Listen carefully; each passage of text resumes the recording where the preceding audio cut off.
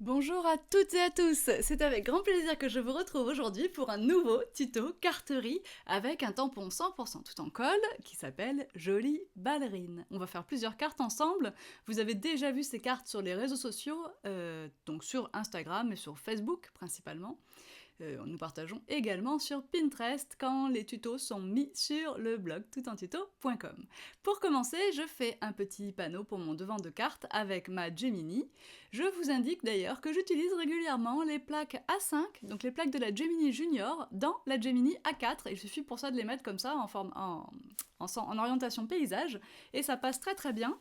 Et voilà, c'est pratique, ça va un petit peu plus vite du coup que les plaques A4, et puis comme les plaques de la Junior se déforment un petit peu moins, ben voilà, c'est parfait comme ça. J'utilise ma presse de précision sur mon tampon. Alors il était sale certainement, donc il n'a pas collé à la vitre de la presse, on va arranger ça. Donc je le repose, je prends un risque hein, là, bon, faut pas faire ça, faut nettoyer vos tampons comme il faut. Et après, essayez de laisser votre tampon sur la plaque à sa place quand vous avez fini de faire votre tamponnage, parce que selon les techniques que vous utilisez pour mettre en couleur et tout, vous pouvez avoir besoin de retamponner le motif par-dessus pour qu'on voit bien les lignes noires du dessin. Donc n'hésitez pas à laisser en place votre tampon. Bon, si vous voulez le laisser en place, le mieux c'est de pas le nettoyer, parce que souvent en le nettoyant, on le déplace aussi. Hein.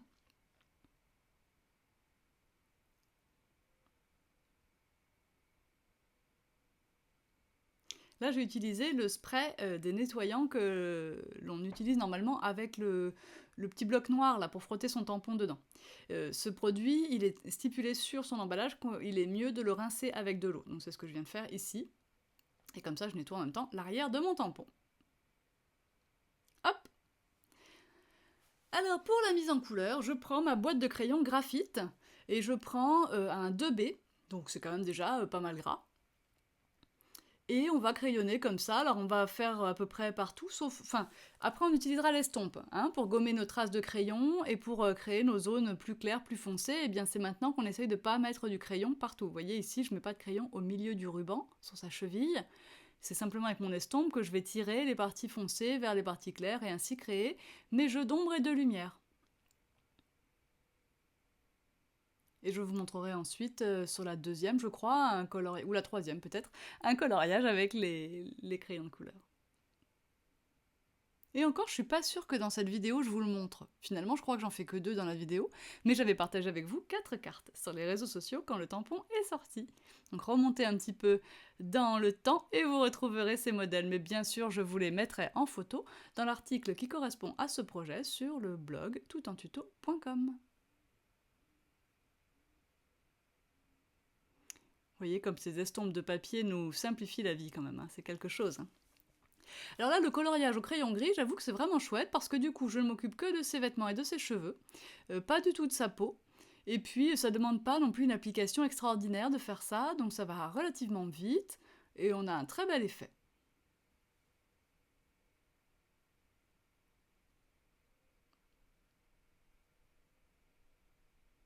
Bien sûr, on peut appuyer un petit peu plus fort avec son crayon gris pour marquer des zones plus foncées, et on peut aussi prendre un crayon plus gras.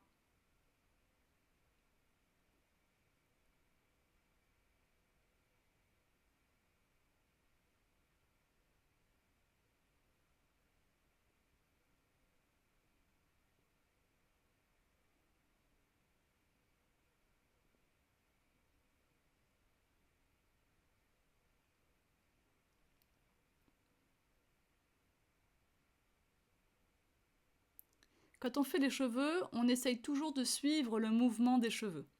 Je trouve que comme ça, on a la meilleure répartition des reflets hein, lumineux, et aussi si jamais il restait un ou deux traits de crayon qu'on n'a pas pu gommer, ben c'est pas grave, ils seraient dans le bon sens, ça représenterait un cheveu, ou une mèche de cheveux, et ça irait très très bien.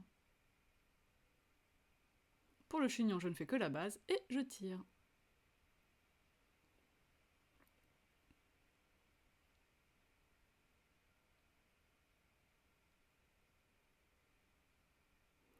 Alors je décide, sur la carte que vous aviez vue sur les réseaux sociaux, ce n'était pas celui-là de pochoir étoile, c'était les étoiles scintillantes de la box du mois de janvier.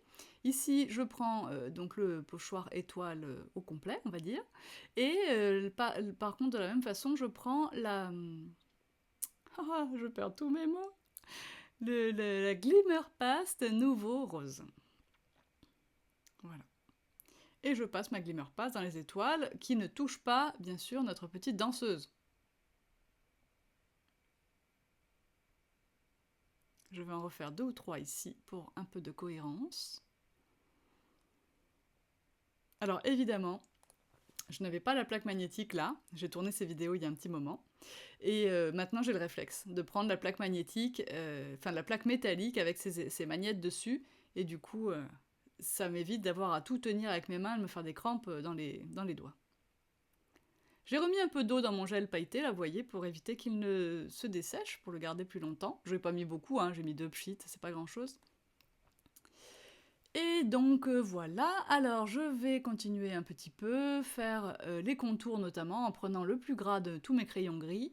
Je vais faire le contour de ma carte avec, c'est-à-dire que j'en passe comme ça sur la tranche de la carte, et ensuite avec une estompe, je vais tirer ce gris pour faire un petit peu ce qu'on aurait fait avec une distress noire par exemple, et une mousse. Voilà. Je voulais un résultat très très doux, et vous verrez qu'après du coup je vais prendre mes blending brushes. Blending... Si je dis mes, je dois dire mes blending brushes. Mais déjà, avec l'estompe et le crayon gris, on fait un truc chouette, hein, franchement. Bon, les gels pailletés, là, ont la bonne idée de sécher quand même relativement vite, donc j'ai fait une petite pause hein, entre les deux, que vous n'avez pas pu voir ici dans la vidéo, mais ça sèche quand même vraiment assez vite, on peut reprendre son travail au bout d'un quart d'heure, je dirais. Hein.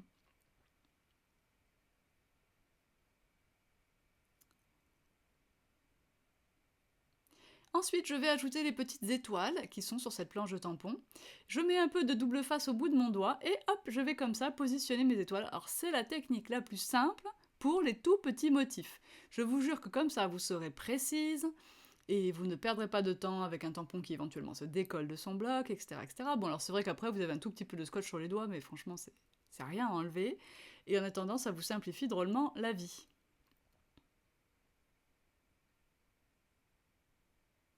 Une bonne petite astuce.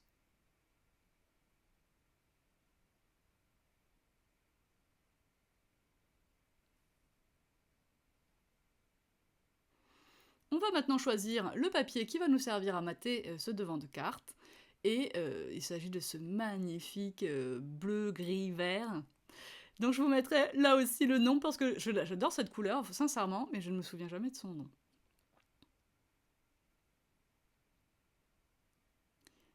Je coupe avec ma guillotine, en alignant le petit trait. Vous avez vu que comme d'habitude, je n'ai rien mesuré, hein. J'ai fait un petit trait, et hop, j'ai aligné ce petit trait dans mon outil de coupe. Ça, c'était l'original. Là, pour la vidéo, j'ai pas ajouté les étiquettes avec les sentiments. Donc j'avais découpé sur l'original un petit rectangle de la même planche que j'ai fait pour mon devant de carte avec les coutures irrégulières, MFT. J'avais bordé avec un rose très très tendre, et j'avais réalisé en gris le tampon jusqu'aux étoiles, dansé jusqu'aux étoiles. Donc là j'ai mis de la Distress Black Soot avec mon applicateur classique, mais finalement le mieux c'est quand même de prendre le Blender Brush, et de faire comme ça, et c'est super doux, et là on a un super résultat. Donc je récupère le peu qui est sur la plaque, et on a quelque chose de vraiment hyper discret. Alors là, vous voyez ça, on pourrait pas le faire avec l'applicateur rond, ça serait quand même assez risqué. Ici, pas de problème, on le fait avec le Blender Brush, et il n'y a aucune trace, c'est hyper doux. Alors, on passe à la deuxième carte, donc j'ai fait le même coloriage. Je prends cette fois-ci ma pâte à structure transparente Stamperia. Alors je nettoie un petit peu ma spatule. Ici j'ai pris la spatule asymétrique parce que l'autre elle est sur l'évier, mais la mieux c'est l'autre pour faire ce genre de travail, hein, comme pour celui d'avant d'ailleurs. Donc je prends ma pâte en gel transparente et je l'étale dans mon pochoir, dans les deux coins opposés, et je vais attendre gentiment que ça sèche. Alors il y en a là aussi pour un quart d'heure, 20 minutes. Bien sûr, on en profite pour nettoyer son pochoir tout de suite. Et je vous mets les liens. Oui, vous avez vu, le pochoir laine est enfin disponible dans la boutique. Pas aussi grand que celui-ci, remarquez. Il est disponible dans la boutique au même format que ce que vous avez eu dans votre box au mois de décembre ou de janvier. Décembre. Et c'est-à-dire la moitié de ce format-là, parce que ça n'était pas nécessaire de le faire en entier comme ça. Autant plutôt déplacer le petit format. Et vous faire économiser quelques euros pour que vous puissiez avoir plusieurs pochoirs.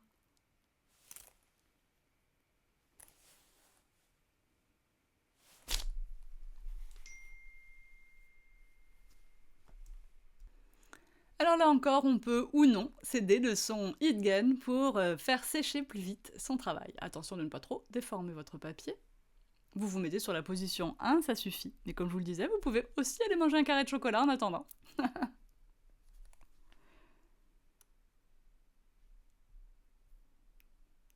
Alors, on vérifie que c'est sec. On va maintenant passer à la mise en couleur du fond. Je prends encore mes Magical Shakers, je prends encore du rose, ici ça doit être Papa Pink. Et bien sûr, je fais réagir ma couleur avec mon spray et je prends un pinceau, et pourquoi pas un pinceau aquarelle en poil d'écureuil s'il vous plaît, un petit gris, et j'étale comme ça ma couleur et vous voyez que finalement ma pâte transparente me sert de résiste. Alors elle va quand même se colorer mais très légèrement et de cette façon c'est superbe parce que ça n'est pas un résiste trop brut on va dire, c'est tout en douceur et vraiment j'adore. Alors là je couple mon Magical Shaker avec une infusion, je ne sais plus quelle couleur mais là encore je vous le mets sur le blog et c'est quelque chose de violet de toute façon, hein, donc magenta, quelque chose comme ça. Là, j'ai mis trop de poudre, oh malheur. Alors ça, et bien sûr à la maison, vous ne le jetez pas, hein, vous le récupérez soigneusement avant qu'il soit mouillé, vous le remettez dans le pot. Hein. Et là, bon bah comme j'ai eu la main lourde, maintenant je vais colorer un peu plus que ce que j'avais prévu au début, mais tant pis. Donc je colore également l'autre côté, hein, où il y avait aussi la pâte transparente, évidemment. Et je vais tâcher maintenant de m'approcher de mon motif le plus possible, sans mordre dessus. Et ma carte sera beaucoup plus rose que blanche, tant pis. Mais bon, c'est une façon de rattraper ma petite bourde. Et finalement, ça va très très bien se passer.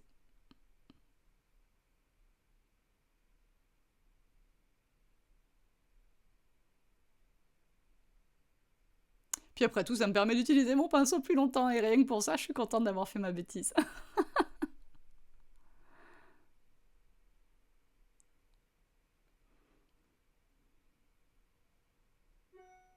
Alors, ce qui est très marrant, c'est que je me suis rendu compte que les céramistes utilisent aussi ces petits gris pour passer leurs émaux. Quand j'ai vu ça, j'ai dit waouh, génial, je pourrais me servir encore plus, puisque vous commencez à savoir, je pense que je fais aussi un peu de céramique, vraiment en tant que grand amateur le dimanche à la maison. Je suis des cours en ligne pour ça, d'ailleurs, si vous êtes intéressé par des cours en ligne de céramique, demandez-moi, parce que je crois que je connais les meilleurs, et Patricia, donc au Grès du Sud, si vous voulez chercher tout seul, est vraiment, vraiment, vraiment top. J'ai l'impression d'être à votre place en fait, mais dans son domaine.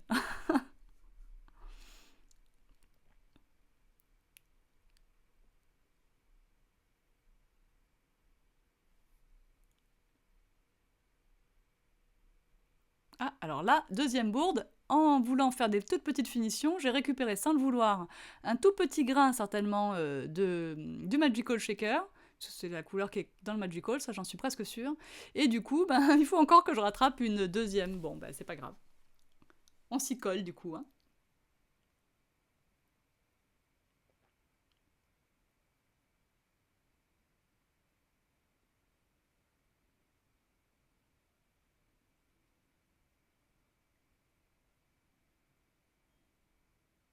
Et là encore, il faudra rajouter un petit sentiment à cette jolie carte. Et je vais la mater sur un papier gris clair. Gris un peu fumé d'ailleurs. Et ça, bah, c'était celle que j'avais fait au début, donc les toutes premières que vous avez vues sur les réseaux. Là, j'avais utilisé le tampon étoile. J'avais aussi utilisé le tampon texture 2 avec un vert clair en Versa Magic. Vous les distinguez, hein, les tampons texture, ils sont là pour être distingués dans les fonds. C'est sûrement pas eux que l'on doit voir en premier. Et pour celle-ci, c'était le texture 1 que vous voyez en brun ici, que j'utilise comme ça en l'arrondissant et en faisant un petit mouvement de va-et-vient. Et puis j'avais le texture 2 en rose, c'était le Pink Grapefruit. Et voilà, nous en avons fini avec ce tuto. Je vous invite à venir sur toutentuto.com regarder les photos en gros plan de ces cartes, de celles que je vous ai montrées à la fin. Vous pouvez retrouver mes cartes en vente sur toutendeco.fr avec plein d'autres petites babioles et choses plus grosses d'ailleurs que je fabrique et que je mets en vente. Vous avez bien sûr les réseaux sociaux, Instagram et Facebook pour nous suivre de plus près. Je vous dis à très bientôt et merci pour votre fidélité. Bye bye!